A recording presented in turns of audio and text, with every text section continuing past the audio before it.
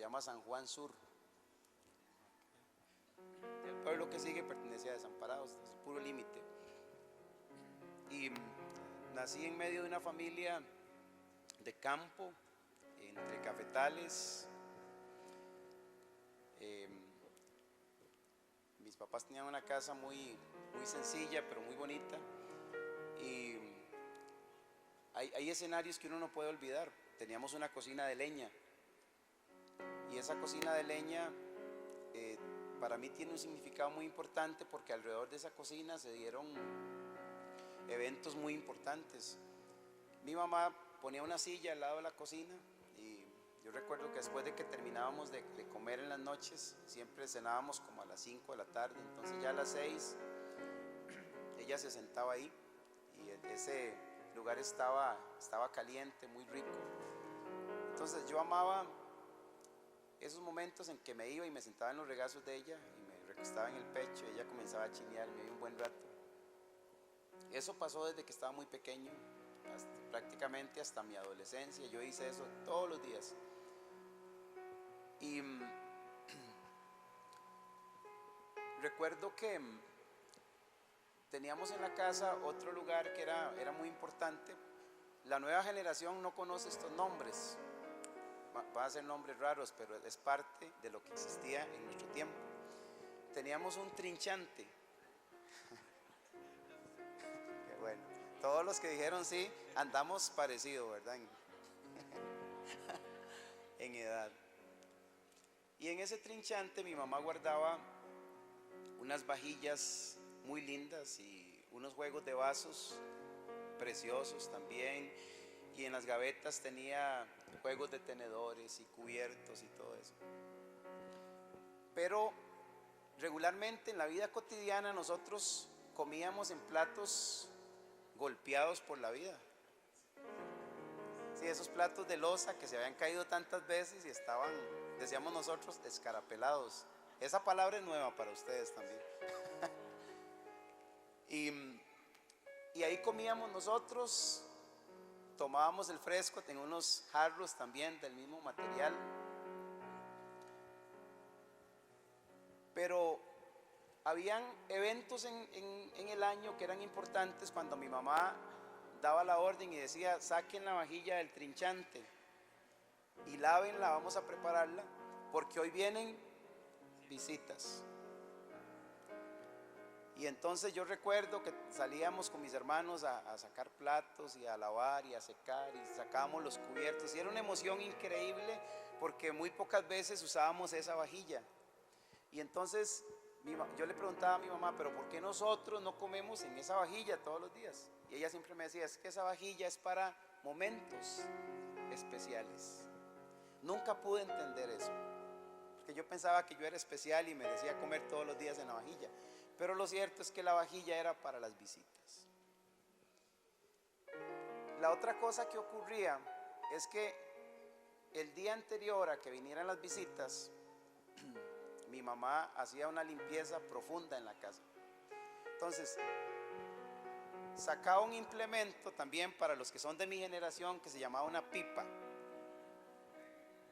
Sí, era como tomar, bueno, lo que ustedes, el agua de pipa, lo que queda, ¿verdad? Partirlo a la mitad, y cuando está seco. Eso yo lo odiaba terriblemente, porque mi mamá me ponía con esa pipa y yo aquí con el pie, este toque, ¿verdad? Pasándole al piso de madera. Y ella decía: es que el piso tiene que estar como un espejo para mañana que vienen las visitas. Entonces, hasta que las visitas llegaran, todo ese tiempo, recuerdo que mi mamá nos tenía prohibido entrar a la sala con zapatos. Entonces todos, sin excepción, llegamos a la puerta y nos quitábamos los zapatos para no ensuciar el piso, porque el día que las visitas llegaban, el piso estaba impecable. Ahora, mi mamá tenía una costumbre que es muy poco agradable, pero así era ella. Y es que las visitas llegaban, ella las recibía en la puerta y ellas iban entrando y ella iba con el palopiso atrás, ¿verdad? Limpiando las marcas que dejaban. Pero así era ella. Y para ese momento yo Me emocionaba muchísimo cuando llegaban las visitas porque era el día en que mi mamá preparaba platillos que no hacía regularmente. Un día antes ella estaba asando un tamal en el horno, esos tamales deliciosos que hacía mi madre. Recuerdo que hacía una mezcla con masa y leche agria y todo eso, ¿verdad? Y preparaba unos tamales riquísimos para las visitas. Y eran días en que ella se iba a la pulpería y compraba cosas que regularmente no compraba. Casi siempre nosotros comíamos arroz, frijoles, un huevito y un picadillo. Ese era como el platillo de todos los días. Pero ese día ocurría algo. Ese día se compraba carne y se compraban otras cosas que no eran comunes. ¿Saben por qué? Porque venían las visitas. Y para mis papás las visitas había que atenderlas muy bien. Por eso ocurrían todos esos eventos. Les cuento esto porque es parte de la cultura que a las visitas se atienden bien. Creo que todos nosotros acostumbramos a hacerlo. Mi esposa tiene otra filosofía y mi esposa dice: yo las cosas buenas las comparto con mi familia, yo no quiero ofrecérselas solo a las visitas. Entonces en mi casa no hay trinchante, ni hay vajillas guardadas, ni juegos de vasos. Todo lo que usamos nosotros lo usan las visitas. Pero nos gusta atender bien a la gente que llega a nuestra casa. Lucas nos cuenta una historia de un líder religioso que se llamaba Simón. Y Simón le hizo una invitación a Jesús un día. Al parecer eran amigos.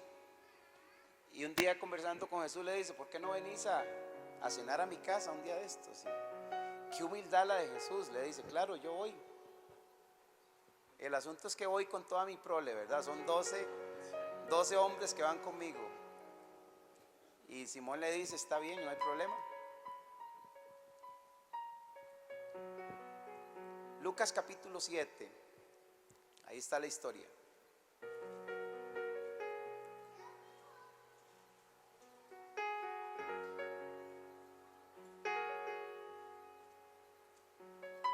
El verso 36 introduce la historia de esta manera. Dice: uno de los fariseos invitó a Jesús a comer.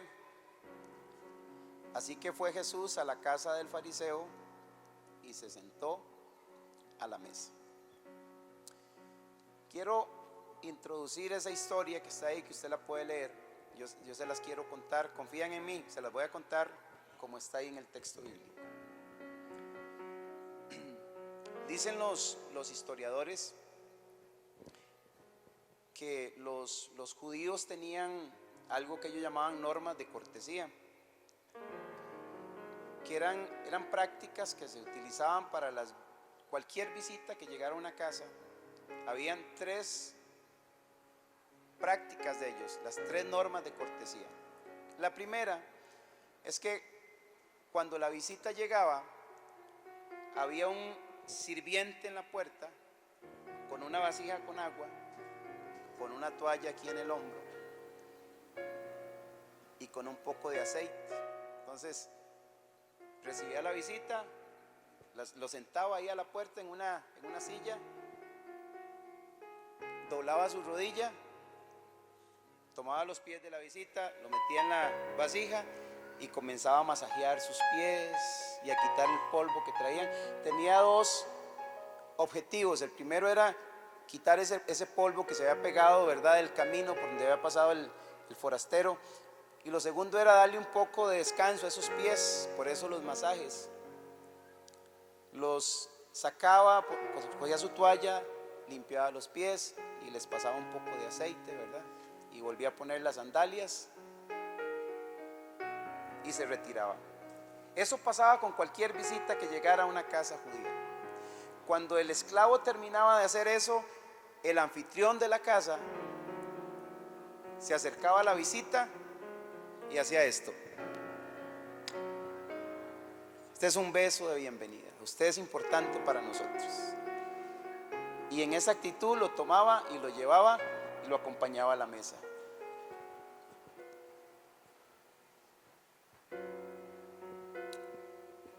Esta historia a mí me siempre que la cuento me quebranta muchísimo, casi siempre termino llorando al leerla una y otra vez, porque Jesús estuvo 3 años en esta tierra, el Hijo de Dios, el Verbo hecho carne, ese que era honrado y adorado en el cielo por los ángeles, admirado por toda la creación, se mete en un cuerpo humano y se viene a vivir 3 años en esta tierra. Y pasó inadvertido en la vida de muchas personas, estuvo cerca de mucha gente que lo conoció, lo vio cara a cara, pero mucha de esa gente nunca se dio cuenta que él era el Hijo de Dios. Y ese día, cuando Jesús, el Hijo de Dios, el Verbo hecho carne, llega a la casa del líder religioso, supuestamente un hombre entendido, que conocía las Escrituras, que sabía de lo que es honra. Ese día Jesús llega a la casa de Simón, a la cena a la que le habían invitado. Pero ese día, cuando él llega, no hay ningún sirviente en la puerta esperándolo. Por eso el texto bíblico dice que él llegó y se sentó a la mesa. O sea, nadie lo estaba esperando para lavarle sus pies. La segunda cosa que ocurre es que el anfitrión no está esperándolo. Entonces ese día no hubo un beso para la visita, no hubo una bienvenida calurosa.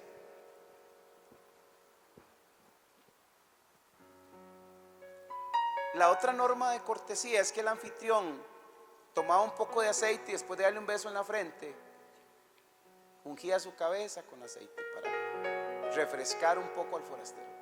Pero ese día no hay beso en la frente, no hay aceite para su cabeza, y Jesús se sienta a la mesa. Hasta aquí yo siento un dolor muy profundo, porque yo me pregunto si a nosotros nos hubiera tocado atender al Hijo de Dios en nuestra casa, yo no puedo imaginarme lo que cualquiera de ustedes hubiera hecho ese día. ¿Verdad que sí? Es el día de ir al trinchante y sacar la vajilla. Es el día de sacar los cubiertos que no se usan todos los días. El que viene a casa es Jesús, el Hijo de Dios, el que dejó su trono, su gloria. Usted se imagina, es que no cualquiera tiene la oportunidad de sentar en el comedor de su casa al Hijo de Dios. Y esto no es un asunto de un accidente que pasó ese día. El asunto estaba premeditado, fue un desprecio, una indiferencia hacia Jesús. Un amigo mío que es misionero y le ha tocado estudiar mucho la cultura oriental y ha vivido mucho tiempo por allá, él me dice: es increíble la mentalidad que los judíos tienen con respecto a las visitas. Hay un asunto espiritual que ellos creen cuando se atiende bien a un forastero.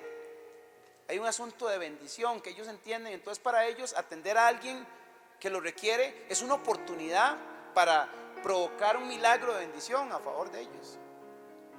Por eso es que el apóstol le dice a la iglesia, le dice: no se olviden de hospedar, porque algunos sin saberlo hospedaron ángeles.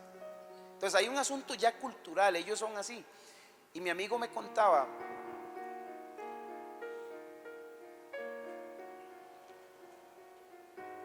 él me dice: estando por allá alguien me contó una historia que todos conocen en esta tierra.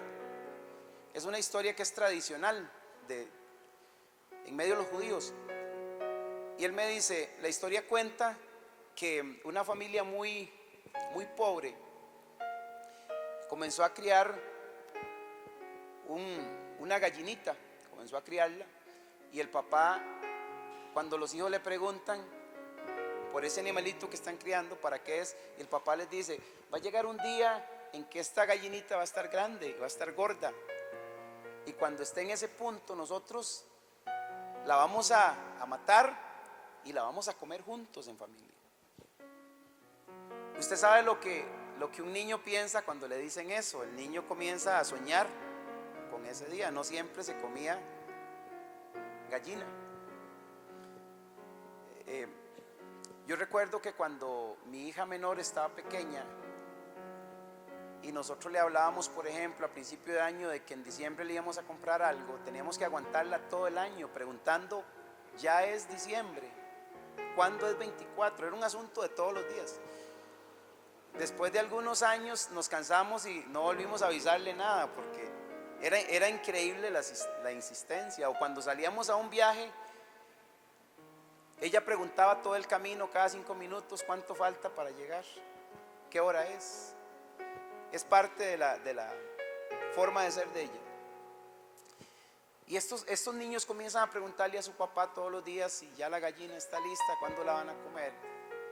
Y pasaron algunas semanas hasta que ocurrió un evento en la familia, y es que el papá se va un día para el pueblo a hacer unas compras y cuando viene de regreso ya está anocheciendo y ve en la ciudad a un forastero que está sentado por ahí y se acerca a él y lo saluda y le dice, amigo, ¿cómo estás? Y comienzan a hablar, y le dice, ¿qué está haciendo por aquí? Y él le dice, bueno, voy de camino a otro pueblo y esta noche voy a dormir aquí. Y él le dice, no puedes quedarte a dormir aquí en la intemperie. Es un desconocido, pero es parte de esa esencia que ellos tienen. Y le dice, yo te voy a llevar a dormir a mi casa. Y cuando él llega a su casa, la historia cuenta que su esposa ya está durmiendo y los niños están durmiendo. Y el señor de la casa llega y despierta a su esposa y le dice, traigo a un forastero a dormir esta noche, necesito que despiertes a los niños porque vamos a hacerle un lugar. Entonces los niños van a dormir a otro lado y ustedes saben cómo las cosas que pasan, a todos ustedes les ha ocurrido eso, ¿verdad? Y es ese desbarajuste, los niños medio dormidos se levantan y la señora comienza a encender la cocina y le hace una pregunta a su esposo y le dice, ¿y qué le vamos a dar al forastero? ¿Qué se imaginan? El forastero dice, la gallina. Y cuando los niños comienzan a ver todo lo que está ocurriendo, se acuerdan de lo que su papá les ha dicho, nos vamos a comer la gallina. Pero ese día en el ambiente hay un silencio porque el forastero es más importante que todos los que hay en la casa, que la esposa y que los hijos. Y la mujer comienza a preparar el animalito y cuando está listo lo sirve en la mesa y se sienta el hombre y el forastero. También esto es un asunto cultural. Los hombres comen primero y las mujeres y los hijos oran adentro para que quede algo, ¿verdad? Mi amigo me decía, para mí es súper incómodo cuando visitamos alguna casa de algunos amigos allá, porque yo estoy en la mesa siendo muy bien atendido con los hombres y a mi esposa se la llevan para la cocina y ellas esperan hasta que nosotros comamos. Y él dice, yo estoy sentado a la mesa sufriendo porque yo quisiera tener a mi esposa ahí, pero así funciona. Y cuando todos hemos comido, alguien viene, recoge lo que quedó y se lo lleva a la cocina para que las mujeres coman. Y ese día ocurre ese cuadro. Y al final, por las oraciones de los niños, quedó algo de gallina y pudieron comer. Es lo que dice la historia, pudieron comer algo del animalito. Pero les cuento esto para que vean las dimensiones del pensamiento judío, de lo importante que es una visita. Y ese día, mientras Jesús está sentado a la mesa, hay un silencio en la reunión por lo que acaba de pasar. Los discípulos no son ignorantes de lo que está ocurriendo, ellos se dieron cuenta. Si usted lee los evangelios, hay 3 historias que son muy parecidas, pero que no necesariamente son las mismas. Pero hay una de ellas, una de las historias, que quiero tomar un detalle para compartírselos esta noche, porque en esta historia de Lucas, la Biblia dice que mientras todo eso está ocurriendo, hay una escena que se está dando fuera de la casa de Simón, y es que hay una mujer, una prostituta que tiene mala fama en medio del pueblo, y esta mujer se da cuenta de que Jesús está en la casa del líder religioso, y entonces esta mujer se llena de emoción. Esto que les voy a decir es mi imaginación, no es bíblico, pero creo que tenemos derecho a imaginarnos lo que pasa detrás del telón. Pero yo deduzco de la historia que ese día esta mujer entendió que tenía una oportunidad única. Diga conmigo, una oportunidad única. El Hijo de Dios está en la casa de una persona del pueblo y ella dice posiblemente nunca más tenga la oportunidad de tener tan cerca al Hijo de Dios. Y ella comienza a pensar, yo necesito hacer algo extraordinario. Diga conmigo, extraordinario. Quiero que guarden esas palabras. Ella dice, yo necesito hacer algo extraordinario para mi encuentro con Jesús. Y se acuerda buscando en la casa esas cosas valiosas que uno comienza a pensar, ¿qué tengo para ese encuentro? Y ella se acuerda que hay un perfume. Dicen los historiadores que este perfume estaba reservado para dos ocasiones importantes en la vida. Una, cuando alguien moría, alguien de la familia moría, era el tiempo de sacar ese bálsamo y usarlo para ungir a la persona que había muerto. El otro evento era cuando una hija se casaba de la casa. El padre iba al lugar donde estaba guardado celosamente ese perfume para tomar un poco y ungir a la hija que se iba a casar. O sea, esas cosas no pasan todos los días, pasan una vez en la vida.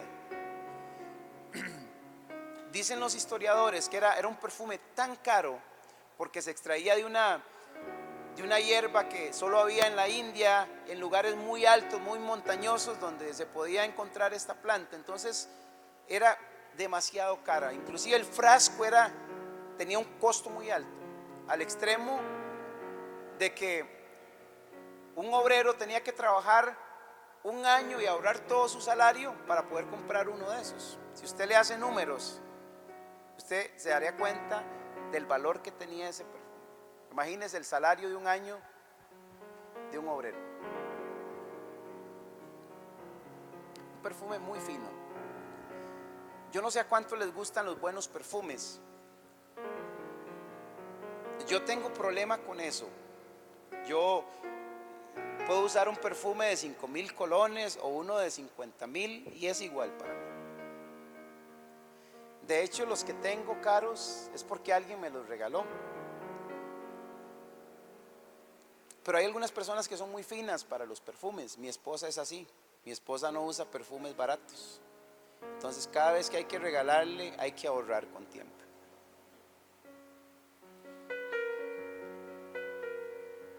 Y ese día esta mujer encuentra un perfume de muy alto costo, reservado para una ocasión muy, muy especial. Y ella dice, esta ocasión es especial. Y este es un acto extraordinario para mi encuentro con Jesús. Y la Biblia dice que ella entra donde Jesús está a la mesa sentado después de todo el desprecio, la indiferencia, todo lo que acaba de ocurrir. Y se tira a los pies de Jesús y le abraza los pies y empieza a llorar a los pies de Jesús. Con una intensidad tal que las lágrimas que empieza a derramar comienzan a caer en los pies de Jesús y comienzan a mojar sus pies y a mojar sus pies. Y cuando ella se da cuenta que los pies de Jesús están mojados, agarra su cabello y comienza a secarle los pies a Jesús. Este es un acto maravilloso que está ocurriendo en ese momento. Hay un quebranto en el corazón de la mujer. Ella sabe que los pies que está abrazando son los pies de alguien muy importante, muy valioso, y sigue llorando y derramando sus lágrimas y secando los pies. Y después de un rato de estar haciendo eso, saca su frasco de alabastro que lleva y empieza con ese amor, con esa delicadeza, a pasar el perfume en los pies del maestro. Y empieza a besar sus pies y a besar sus pies. Mientras eso está ocurriendo, la escena es para ponerse a llorar. Pero mientras eso está ocurriendo, hay un líder religioso al otro lado de la mesa criticando a Jesús y diciendo, si fuera profeta, como dice, sabría quién es esa mujer que está ahí a los pies, que es una prostituta, que es una mujer de mala fama, que es una pecadora, y no dejaría que se le acerque. En otra de las historias, y esto a mí me parte el corazón, en otra de las historias nos muestra un lado de los discípulos, y los discípulos están al otro lado y algunos están comentando Esta es la frase que usa el escritor. Dice que los discípulos dijeron: ¿para qué se hace este desperdicio? El perfume se está usando para ungir a Jesús, y los discípulos, sus amigos, sus cercanos, están pensando aquí: ¿para qué este desperdicio? O sea, no se lo merece Jesús.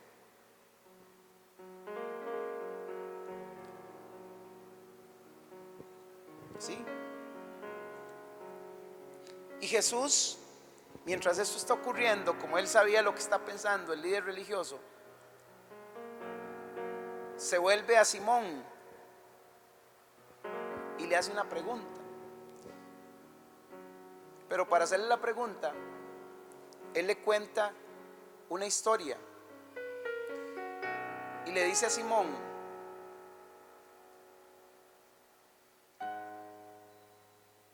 estamos en Lucas capítulo 7.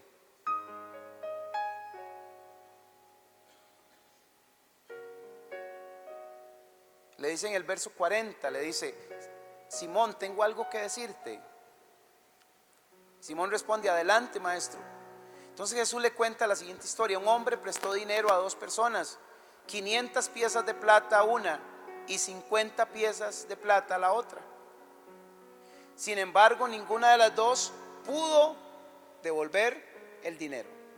Hay cosas aquí que son claves. Ninguna de las dos puede pagar la deuda, ni la que debe 500 ni la que debe 50. Y Jesús le dice: como ninguna podía pagar, el hombre perdonó amablemente, diga conmigo, amablemente, ¿sí?, a ambas, y les canceló la deuda. Entonces viene la pregunta del millón: ¿quién crees que lo amó más? ¿Cuál de los dos? Y Simón responde correctamente, le dice: maestro, el que debía 500 piezas de plata. Y Jesús le dice: bien has contestado, porque aquel a quien mucho se le perdona, mucho ama. Yo creo que hay una lección importante que aprender esta noche aquí, porque ninguno de nosotros podía pagar la deuda que tenía. No importa el tamaño que tuviera, no podíamos pagar. Pero Dios decide amablemente perdonar nuestras deudas a través de Cristo Jesús. Y lo que Jesús está enseñando es que aquellos que han experimentado el perdón de Dios terminan amando y terminan agradeciendo el acto misericordioso de Dios. Y Jesús le cuenta esta historia a Simón, y luego que termina le dice: has contestado correctamente. Y esto que viene le traspasa a uno el corazón, porque Jesús le dice a Simón, le dice: mira a esta mujer que está arrodillada aquí. Y le dice: cuando entré en tu casa, no me ofreciste agua para lavar el polvo de los pies, pero ella lavó con sus lágrimas y lo secó con sus cabellos. Tú no me saludaste con un beso, pero ella desde el momento que entré no ha dejado de besarme los pies.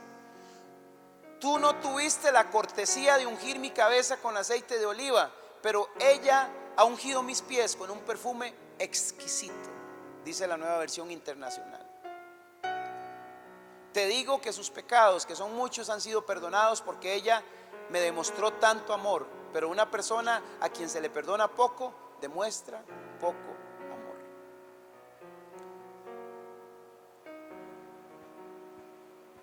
Hay una palabra que yo quiero dejar en sus corazones esta noche y se llama honra. La honra tiene que ver con darle a las personas lo que las personas merecen. Todos los actos que hacía mi madre con las visitas era porque ella tenía a las personas que venían a visitar en muy alta estima, porque eran personas muy apreciadas para mi familia, personas muy amadas. Cuando uno lee la historia, uno sería capaz de acribillar a Simón por lo que hizo ese día, por el menosprecio, por la indiferencia, porque no le ofreció a Jesús los actos mínimos de cortesía, lo que hubiera recibido cualquier visita. El problema es que ese día la visita no era cualquier persona, era una persona muy importante. Esa de la que el salmista dijo es digno de la más alta honra.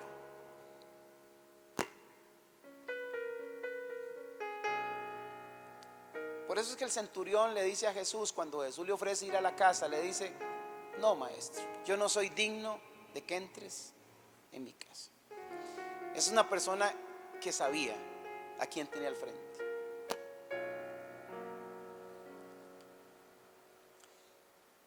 Y vieran que, aunque la historia parece muy increíble, yo tengo que decir que esta historia se repite muy a menudo en nuestro escenario.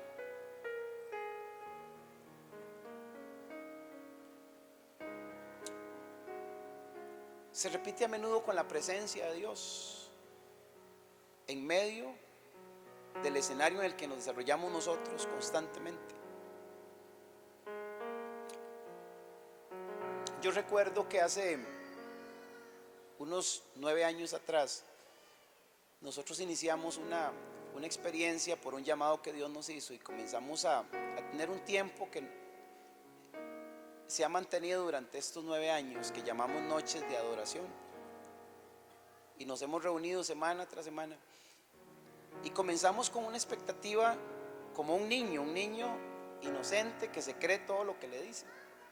Entonces Dios comenzó a hablarnos de la realidad de su presencia, y Dios comenzó a hablarnos de que cada vez que nosotros como pueblo nos reunimos a adorar, Él se sienta entre nosotros y establece su trono en medio de nosotros.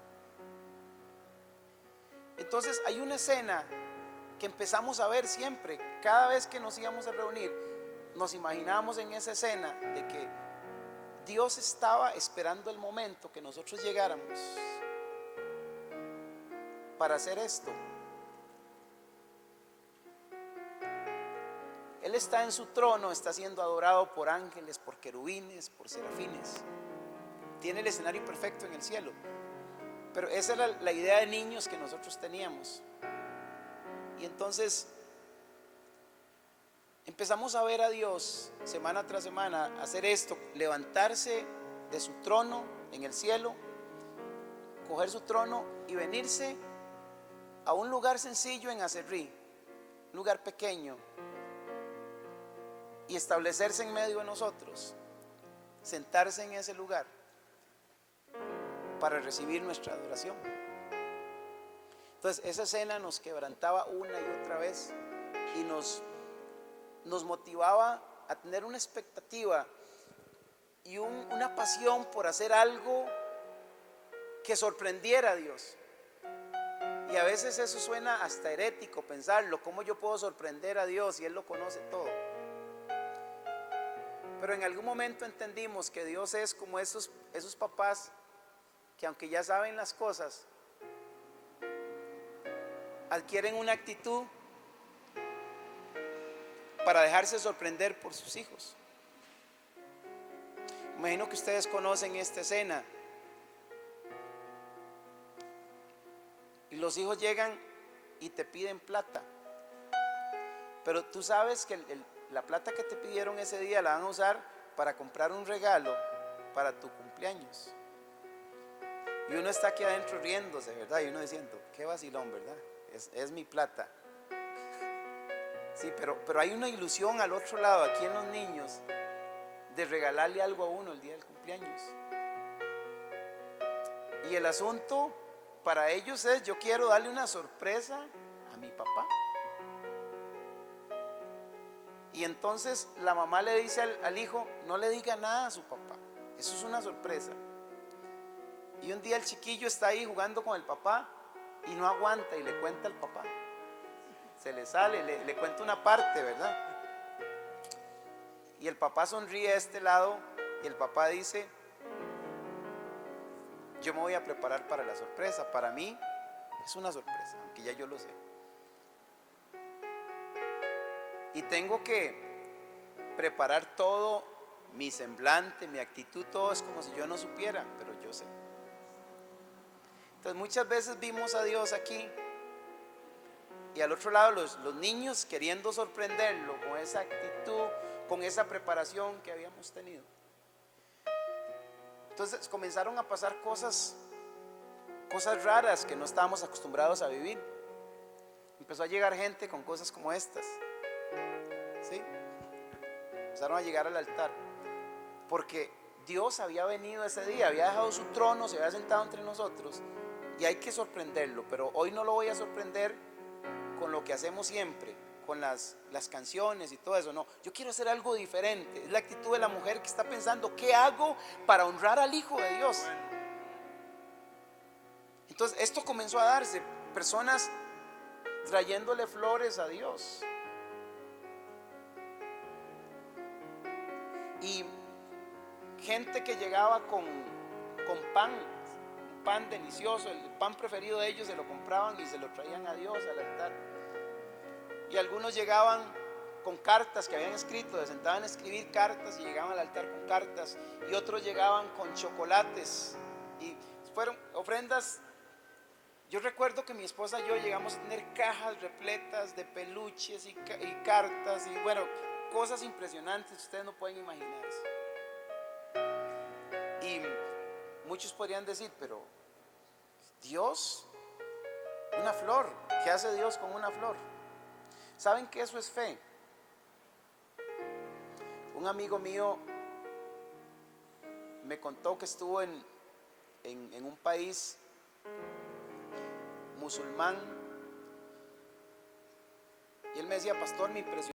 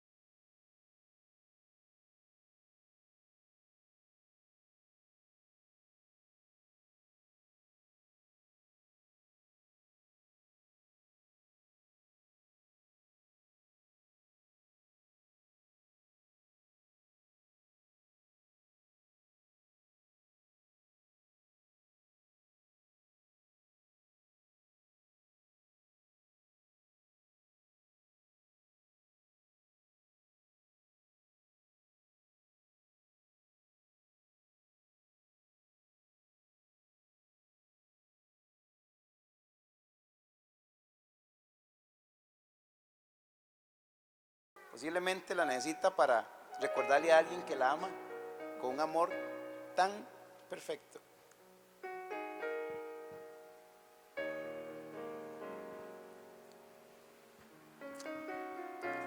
Recuerdo que en una reunión que teníamos con adolescentes, los adolescentes hacen preguntas muy difíciles y una de las líderes nuestras les estaba enseñando sobre las ofrendas. Y un chico levanta la mano, era un chico de esos cuestionadores, todo lo preguntaba y lo calculaba, y le hace una pregunta y le dice: Raquel, quiero hacerte una pregunta.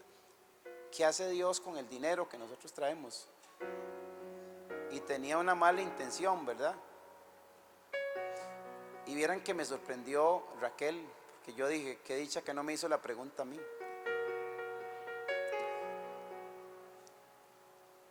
Y Raquel le dijo: le voy a dar un ejemplo. Una de las cosas que Dios hace con el dinero que trajimos es que le compró esa silla a usted para que usted se siente hoy. Y el chico cambió su semblante. Pero les digo esto porque la honra nos lleva a hacer aquello que no hacemos regularmente con todas las personas.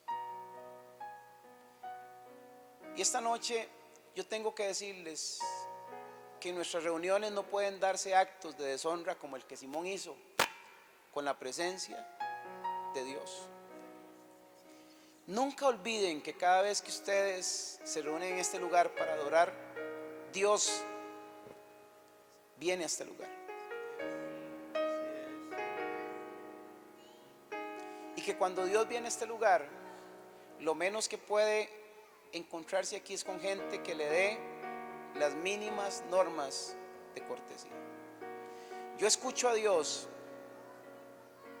pronunciando las mismas palabras de Jesús. He llegado muchas veces a sus reuniones y nadie me esperó para lavarme los pies. No recibí un beso de nadie.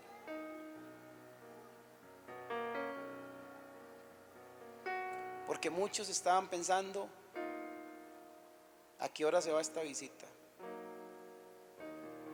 Porque muchos estaban pensando, hoy no tengo ganas. Porque muchos estaban pensando, hoy no tengo nada. Hoy no tengo ganas de nada. Este no es un asunto de sentir, es un asunto de entender la presencia de Dios y la honra que merece Dios, el honor que merece Dios de parte de nosotros. La honra que solamente Él se merece en este lugar. El salmista dijo que Dios es digno de suprema alabanza. Cuando usted lo lee en otra versión, dice que Dios es digno de la más alta alabanza.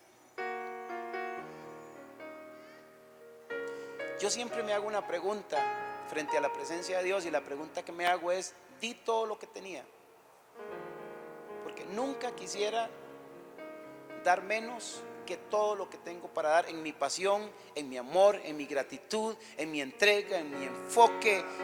Todo quiero dar.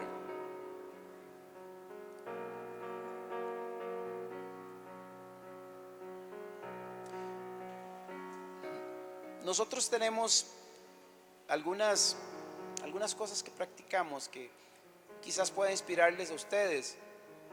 No tiene que ver con algo que aprendimos en un curso, lo aprendimos en esos tiempos de adoración, desarrollando nuestra fe. Y entendimos una cosa con las ofrendas, y es que cuando nosotros nos acercamos al altar para ofrendar, Dios personalmente recibe nuestras ofrendas. Lo dice el libro de Hebreos, que en el sistema pasado los sacerdotes recibían del pueblo sus ofrendas, pero después de que Jesús es sumo sacerdote, Él mismo personalmente recibe nuestras ofrendas. Entonces Dios nos retó y desafió nuestra fe, porque Dios nos dijo: si ustedes tienen la fe de que yo recibo sus ofrendas, su actitud al acercarse al altar debería ser diferente. Entonces dejamos de pasar corriendo al altar y dejamos actitudes que sentíamos que son una deshonra hacia Dios, porque este cuadro se repite mucho en nuestras reuniones.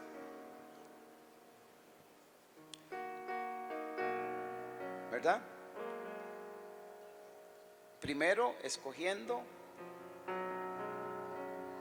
lo menos significativo que tenemos. Segundo, la actitud con la que pasamos. Yo les recomiendo algo. Si usted acostumbra a hacer esto, no lo haga delante de mi esposa, porque se enardece cuando ve esos cuadros. Muchas veces ha regañado a mucha gente de nuestra casa, ¿verdad? Pero ella dice: yo no soporto ver esto, cuando alguien viene al altar y hace esto.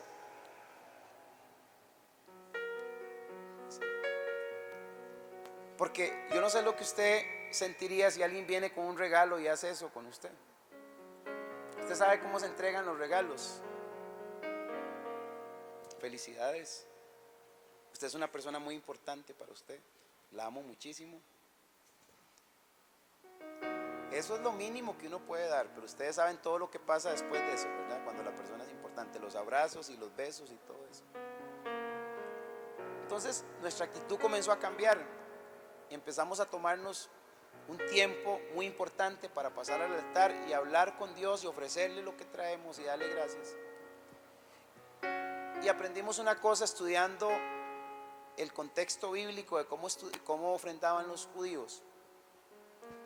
Y nos dimos cuenta que los tiempos de ofrenda de los judíos eran una fiesta.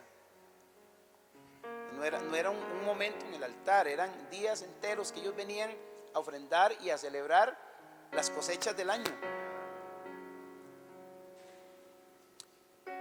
Entonces, yo los desafío esta noche, desafío su fe, porque Hebreos dice que el que se acerca a Dios es necesario que crea que Él existe y que es galardonador de los que le temen. O sea, eso significa que cuando usted se acerca a Dios, usted debe entender que es de verdad. Nosotros tenemos un problema porque el Dios que nosotros adoramos es invisible, pero eso no significa que Él sea inexistente. Es más real que lo que se puede tocar o palpar. Entonces, cuando nosotros nos acercamos a Dios, debemos de venir con lo mejor de nosotros. Debemos de traer la mejor actitud que nosotros podamos tener. Debemos de traer la mejor disposición que podamos tener para un encuentro como esos. Debemos de traer la mejor ofrenda que nosotros podamos ofrecer. Yo como pastor disfruto mucho algunos actos cuando nos sentamos a revisar los sobres, porque le hemos pedido a las personas de contabilidad que nos regalen los sobres, y yo disfruto esos actos donde uno ve cosas que le dicen algo de la persona que ofrendó. Cuando coges un sobre y el sobre trasciende lo normal, el sobre no está en blanco, no es el sobre que dice es de fulano de tal y ofrendó tanto.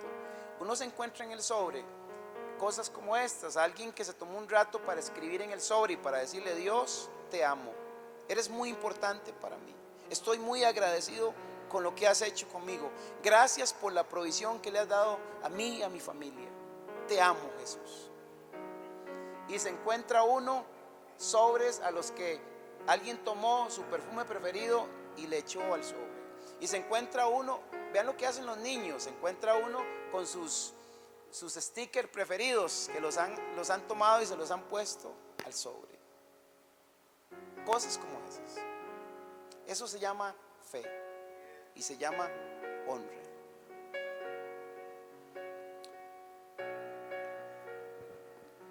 Nuestras reuniones tienen que cambiar radicalmente. Desde un sacerdocio en el altar que se ha preparado, que da lo mejor de sí en todos los sentidos, hasta un pueblo que erradica la indiferencia ante la presencia de Dios, ante un pueblo que manifiesta honra en todo lo que hace, un pueblo que da lo mejor que tiene.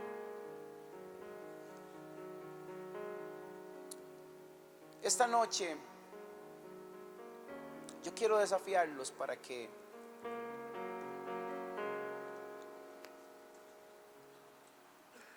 ante la manifestación de Dios en nuestras reuniones, Dios no se vaya a este lugar sin besos.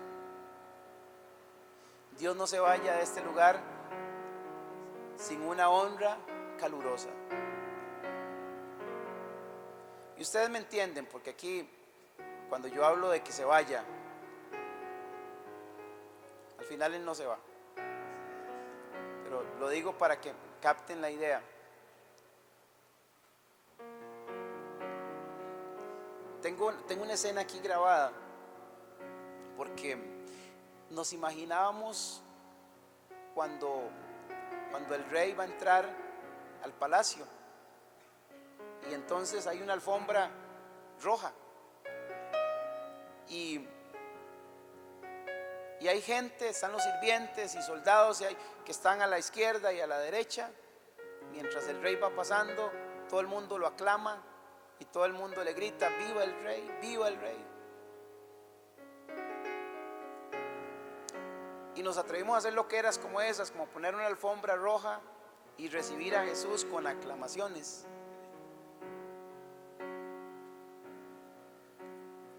La fe tiene que ser restaurada en nuestros corazones junto con ese otro elemento que se llama honra a la presencia de Dios. Un fariseo que menospreció la presencia de Dios, eso tiene que ser erradicado en medio de nosotros. Los discípulos que se acostumbraron a la presencia del maestro. Yo estaba meditando el otro día, y la primera vez que los discípulos se encontraron con el maestro, ¿sabe qué hicieron? Se postraron y lo adoraron. Estaban asombrados de saber que estaban frente al Hijo de Dios. Por eso es que no dudaron cuando Él les dice: síganme, en dejar lo que fuera. Era el Hijo de Dios. Pero ¿saben qué pasa con el tiempo? Se habituaron a la presencia del Hijo de Dios. Entonces, lo que al principio fue un asombro, un wow, ¿con quién estamos desayunando?, se volvió costumbre y perdieron de vista con quién estaban caminando. Y por eso uno de esos días, después de algunos años de estar con Él, dicen: ¿por qué este desperdicio? ¿Ven lo peligroso de acostumbrarse a la presencia de Dios? Usted no se puede acostumbrar a la presencia de Dios. Usted no puede perder el asombro por la presencia de Dios. Ese asombro que los ángeles tienen cuando levantan su mirada después de que se recuperan, y levantan su mirada otra vez y tienen que exclamar. En tico sería wow. En la expresión del cielo es santo, santo, santo. Y otra vez caen de rodillas. Es una escena que se repite una y otra vez. Un asombro que no pasa. Usted no puede perder el asombro por Dios, por su presencia.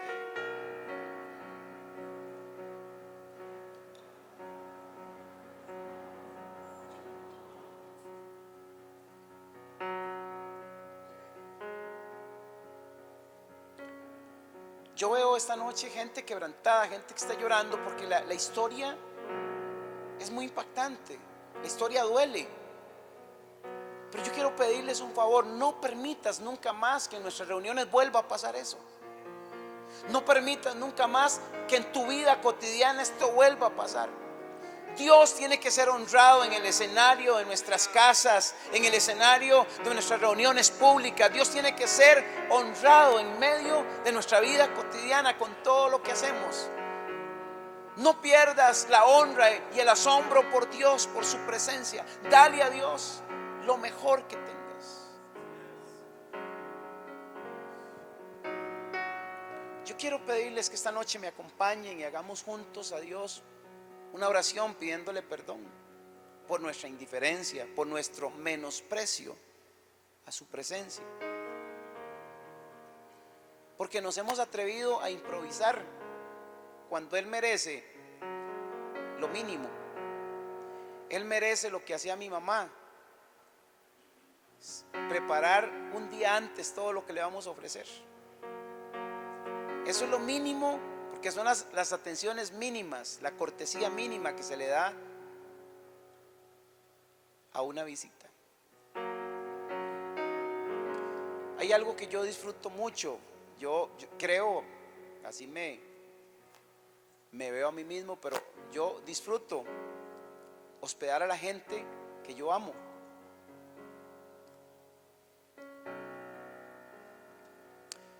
Mi esposa y yo hace unos meses atrás, a causa de una situación que empezó a darse, comenzamos a recibir en nuestra iglesia gente que viene de lejos. Tenemos varias familias que vienen desde Guapiles. Vienen todos los sábados, atraviesan ese cerro, y a veces por las condiciones del tiempo alguna familia decide quedarse y nos piden si pueden quedarse con nosotros. Y recuerdo que mi esposa me dijo un día: ¿por qué no vamos y compramos un colchón de esos inflables? Y nos fuimos con una ilusión, nos fuimos a Walmart y compramos un colchón muy bonito, eso que usted lo conecta y se infla solo, ¿verdad? Y disfruto mucho esa parte cuando empezamos a sacar nuestras sábanas bonitas que tenemos ahí guardadas para preparar ese colchón para que nuestros hermanos duerman ahí. y disfruto mucho en las mañanas levantarme y preparar el desayuno para ellos, para que cuando se levanten el desayuno esté listo, esté preparado. Esas cosas son muy bonitas. Sin embargo, cuando ellos se van, ¿saben qué pasa con el colchón? Se desinfla y se guarda para otra ocasión. La diferencia que tenemos con Dios es que Dios no es una simple visita entre nosotros. Dios es un huésped que decidió venirse a habitar con nosotros, a vivir con nosotros. Por eso es que la honra no es un asunto de un momento, de un día, es un asunto de siempre.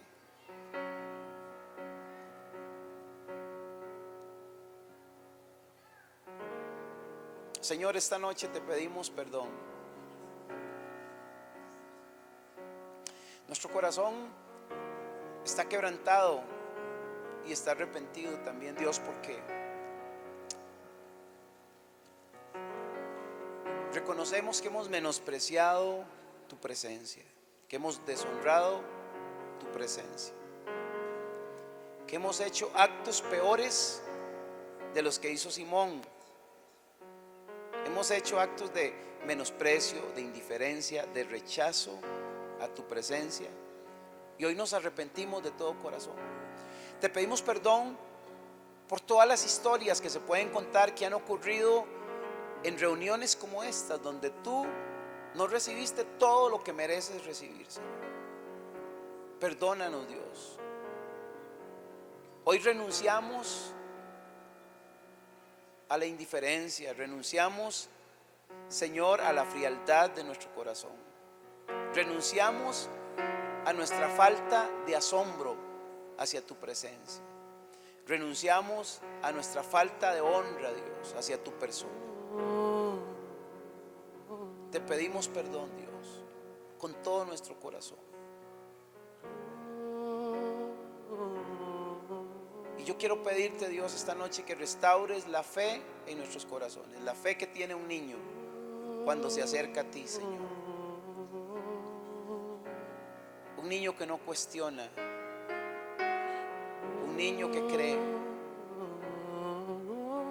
un niño que ve aquello que los demás suelen no ver por su corazón duro, Señor.